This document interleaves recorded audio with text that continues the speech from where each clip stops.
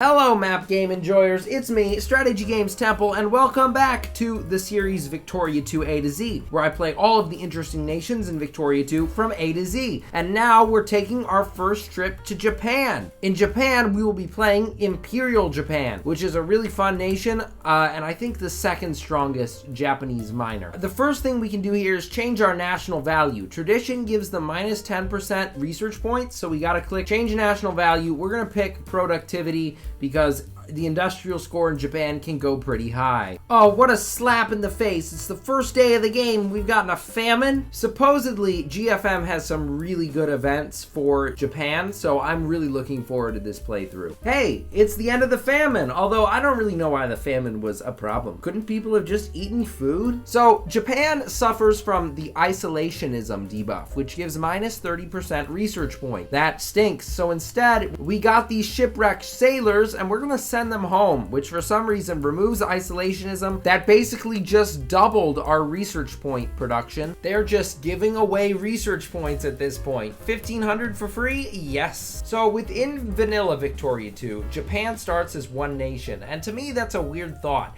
because within HPM, HFM, and GFM, they always split up Japan into a bunch of these little states, and I think that's such a better way to do it because it adds depth.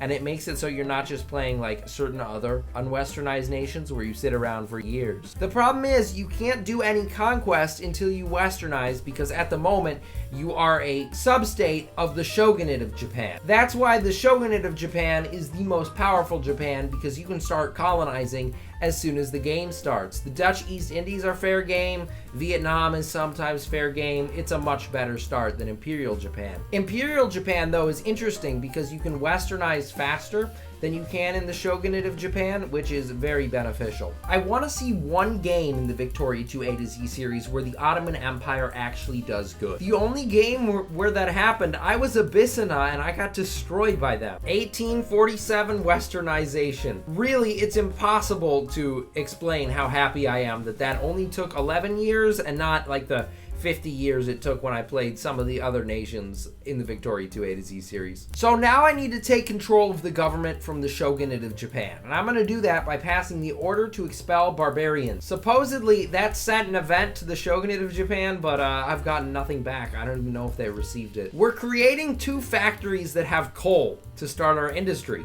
but we don't produce coal. What are we doing? Losing money, that's what. Germany. The year is 1849. You're not supposed to form yet, Germany. And why the gross borders, Germany? Come on, Germany. The Netherlands have taken part of Korea. Nobody knows it yet, but that was supposed to be mine. I get the feeling that the Shogunate's reign is coming to an end because incidents like this keep happening that very much destabilize the entirety of Japan, and I've about had enough of it. I don't quite know how assassinating a scholar gives me more research points, but I'll take the research points. Normally in Victoria 2, the assassination of an emperor would warrant some debuffs, but Victoria 2 knows who the next emperor is and what he does for Japan, so they just forgot to give debuffs. Okay, it's time to restore Emperor Meiji to power. This does require us to go to war with the Shogunate of Japan, but if we win, we get to annex the entire island, which is something that I've wanted to do for basically the entire game. It honestly looks like this is going to be a slam dunk because all of the sub-states except for one joined my side against the Shogunate. This war is custom coded to end when you get a certain amount of war score.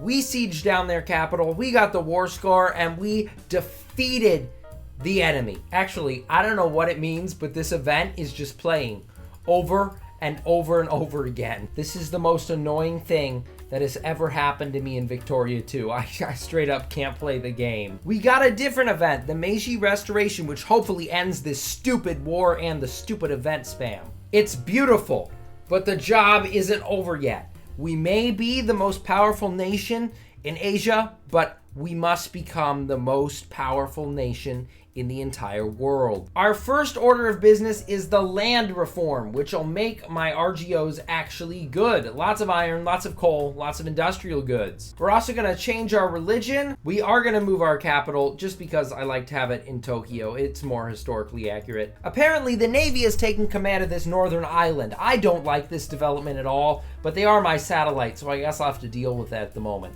I'm going to put some troops up here to watch them. Now, it was okay when my northern island wanted to become a puppet, but when they want to become free, no. We're going to declare war on them. Time to restore order. We have achieved GP status. We are truly now the Empire of the Sun, but I think it's time to start behaving like it. The game loves giving Japan free research points, and this instance is no different. 4,000 for free, plus for the rest of the game, you get plus 10% research points. I will take this every day of the week. If any of my other provinces try any funny business, I'll put them down too. And something we just clicked made us this beautiful pink color. I like it. Next, we can abolish the Han system. I'd like to take Korea, but I can't take Korea because they're in the Russian sphere, so I'm going after this poor nation in southern China. It's about darn time Japan got their own treaty port. Another rebellion. Why can't people just throw their hats in with the Japanese Empire? Why do they have to keep rising up? Come on, man. Well, France had the bright idea to declare war on Korea in order to humiliate them. And I really don't care. I'm going to annex Korea at some point, so humiliate them. France is trying to take Indochina. Nah, France. Everything in Asia is mine. You just don't know it yet. There we go. Full annexed Vietnam. Don't try anything else, France. French-Mexican Empire. This is totally normal. We get this event where we can demand Taiwan from China. I'm gonna take it. And they wouldn't let me have it, so now I get to invade China. Lucky me. Taiwan? Check. The first part of Manchuria? Check. Rebels in my own country? Check. And it would appear that we also can get a treaty port for free. Not entirely sure why they gave me this, but the event was available, so I took it. The French declared war on me for Vietnam. Guys, when will the European countries stop declaring war on me? You know, I just remembered that it's difficult to play a naval power without a navy, because I should be winning more than I'm winning now.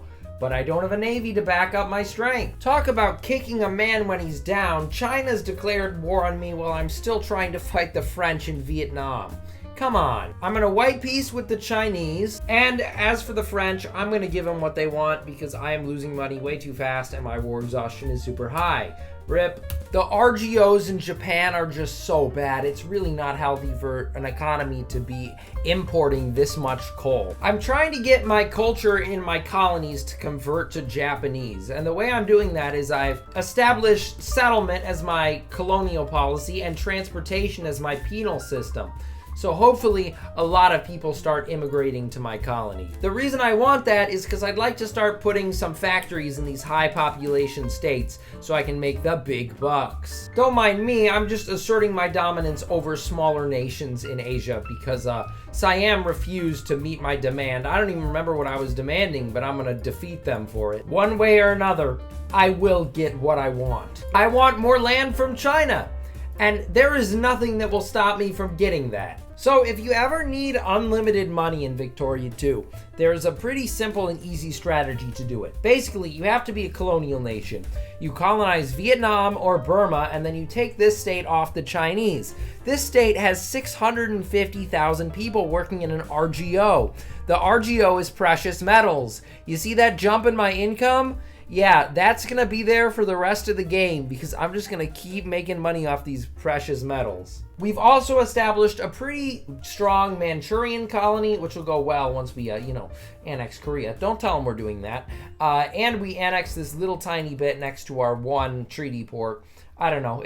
I thought it would look better than it does. Germany couldn't get Alsace-Lorraine, so instead, they took the Sudetenland. I could actually see this happening historically, and that's why I love Victoria 2. Well, the Chinese have decided to take revenge on me by intervening in Korea. So I'm gonna overthrow the Korean government, as any logical person would do, and establish a puppet state. And now China has declared war on me. I like how it's called the Sino-Japanese War. Don't they know that this is like the 5th time this war has happened? We were able to negotiate an unequal treaty with China. We're gonna take Shanghai because I think it's the best of the options. We are really becoming a colonial nation. Never ask a man his salary.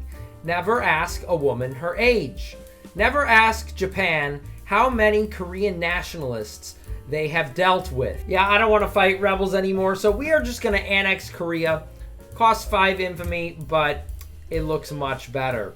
Now, I think the Dutch and I are gonna have a conversation. I'm glad I'm not porting this to Hoi 4 because America kind of kicked my butt when it comes to Pacific Islands.